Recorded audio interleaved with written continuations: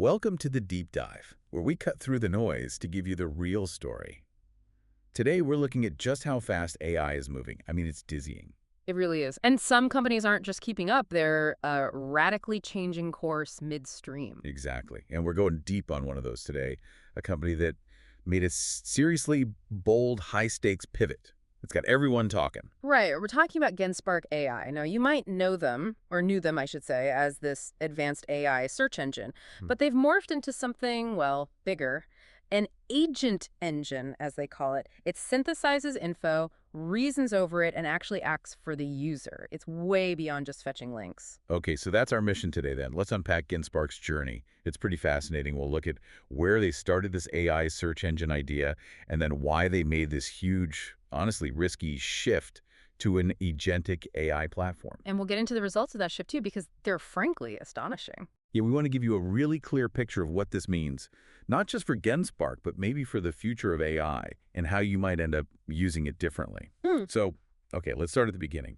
Before all this agent stuff, Genspark AI was making waves as an AI search engine.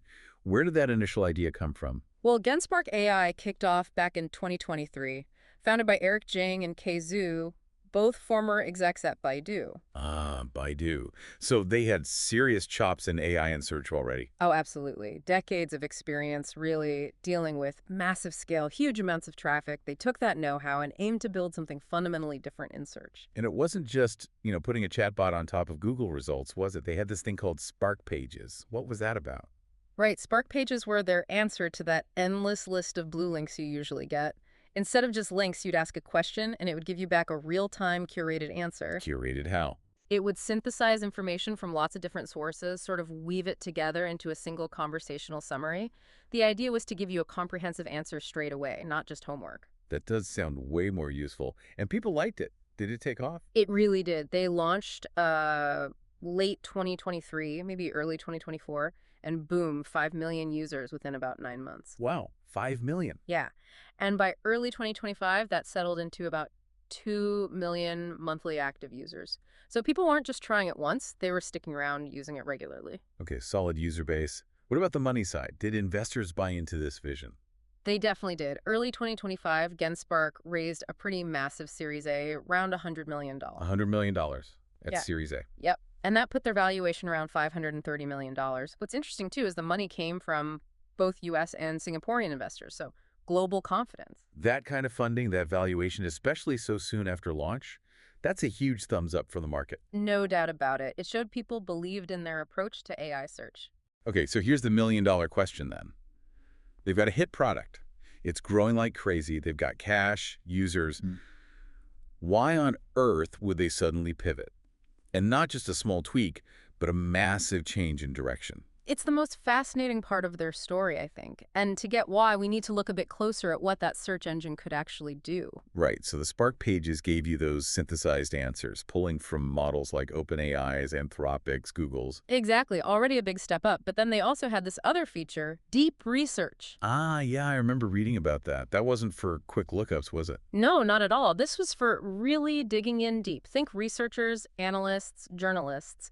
It could process, get this, over 1 million words across thousands of sources. 1 million words. How long did that take? It could take a while, maybe up to 30 minutes sometimes. But the idea was to replace that awful experience of manually sifting through page after page of search results for in-depth projects. Okay, so that addressed a real pain point for serious research. It set a high bar for depth.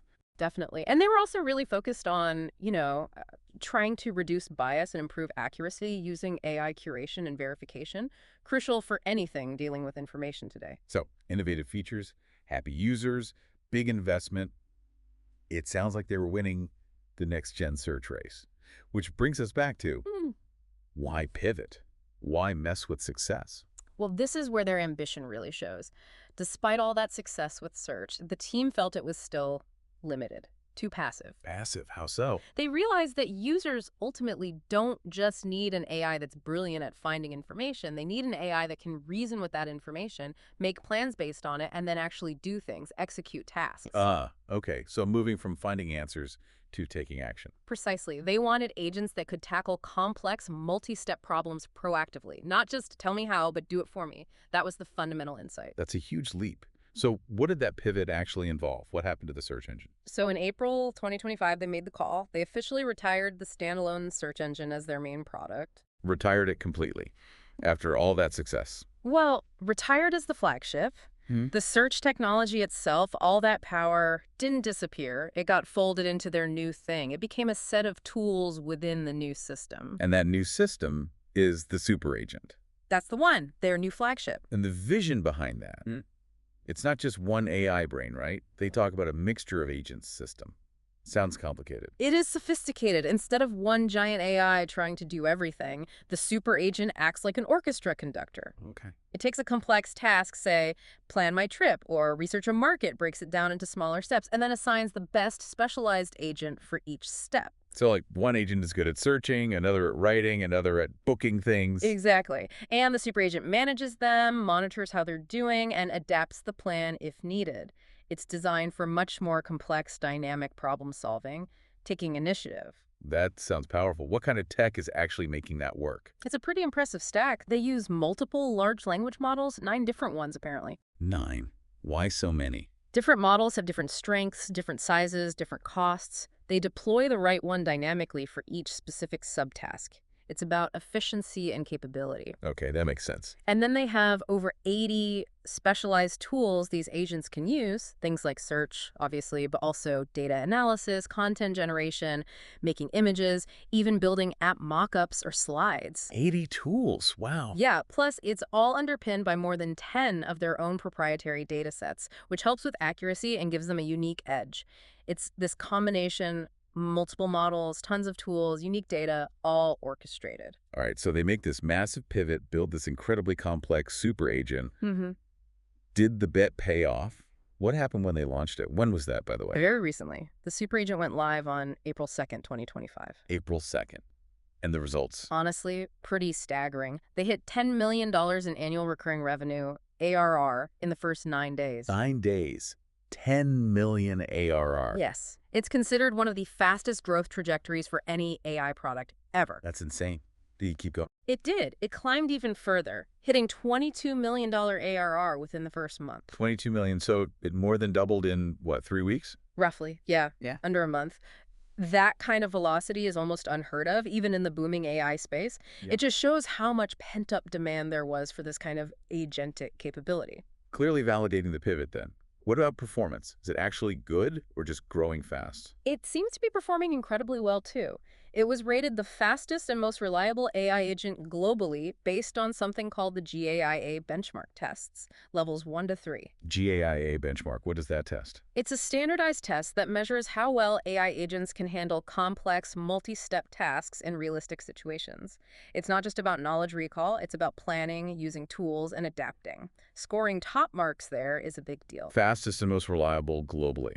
Okay, so incredible growth, top performance marks. This sounds like it's really shaking things up. It definitely feels like a significant moment. If you put it together, the $530 million valuation from that $100 million Series A, now combined with $22 million ARR achieved in just 1 month, it's exceptionally fast. And critically, they seem to be successfully converting those earlier free search users into paying subscribers for the super agent. That's always a tough transition. That conversion is key. So who are they up against now? Is anyone else doing this exact super agent thing? Well, the space is crowded, but also fragmented. You've got players like Perplexity AI in that sort of AI native search and answer space. They have a much higher valuation, reportedly around $9 billion. $9 billion, wow. And then, of course, you can never count out the giants like Google. They're pouring resources into AI search and exploring their own agent-like features. So with Perplexity and Google in the mix, how does Genspark stand out now with the super agent? What makes them different? I think the differentiation is much clearer now than it was with just search. Remember their deep research feature? It was deep, but maybe not the fastest. Right. The super agent shifts the focus entirely. It's not just about retrieving information, however well synthesized. It's about executing tasks. It's an intelligent assistant that does things for you, rather than just telling you things. That active versus passive distinction seems crucial. Exactly. It's the difference between a research librarian and a personal assistant who can also do the research and then act on it. That proactive multi-step execution is their key differentiator right now. But building and scaling something this complex, this fast, Yeah. can't be easy. What are the big risks or challenges they're facing? Oh, they're huge. First, there's the whole AI regulation minefield. They have to deal with bias, potential misuse, misinformation, and really thorny copyright issues, especially when agents are creating content or using vast data sets. Yeah, that's a challenge for everyone in AI. True, but then there's the sheer technical challenge of their specific architecture. Running 9 LLMs, orchestrating 80-plus tools, managing proprietary data, all reliably and at scale, keeping latency low, that's a massive ongoing engineering headache. It sounds incredibly complex to maintain. It is. And finally, competition isn't going away. Startups will pop up and the big tech companies will keep innovating. Staying ahead requires constant improvement and investment. Okay, so massive potential, explosive growth, but also significant hurdles. What's the overall outlook? Short-term, long-term? Short term, the momentum is undeniable. That ARR growth and the funding give them a strong tailwind. Makes sense. Midterm. Midterm is about proving sustainability. Can they keep that ARR growing after the initial hype? Can they scale the tech reliably? Can they keep expanding the agent skills, more tools, better LLM integration, slicker UI? And crucially, can they maintain that lead in performance and trust as others catch up? Lots of ifs there. Definitely. Long term. Look, if they successfully carve out a niche, maybe focusing on specific areas like automating content workflows or deep research tasks or certain business processes, Yeah. they could genuinely become a major player, maybe even rival established companies in those specific verticals. Yeah. But the risks remain. New competitors, changing regulations, the ongoing content copyright battles. You mentioned verticals. Is that a likely next step? Getting more specific. It seems logical. Our sources suggest deeper vertical integration makes sense. Think specific templates or pre-configured agent workflows for, say, marketing teams, researchers, maybe even us doing podcast prep. Wouldn't that be something? Moving from a general purpose agent to indispensable vertical specific solutions. It's just an incredible story, though. From AI search to this powerful agentic platform in, what, 18 months? Roughly, yeah. It's a remarkable leap, a real case study in bold strategy. And the super agent launch, I mean, the numbers speak for themselves, outperforming so many others right out of the gate. Absolutely. The ARR figures and the benchmark performance are top tier. The challenge now is purely operational. Can they keep delivering that power, reliability, and importantly, ethical performance consistently and at scale? That's the hard part. It really makes you think, doesn't it? With AI tools popping up everywhere, how will companies like Genspark keep pushing the boundary of what it means for AI to truly act for us, not just inform us? What complex tasks do you see AI agents tackling next in your own work or life? Something to ponder. We'll be back next Friday on The Deep Dive with another look at the forces shaping our world.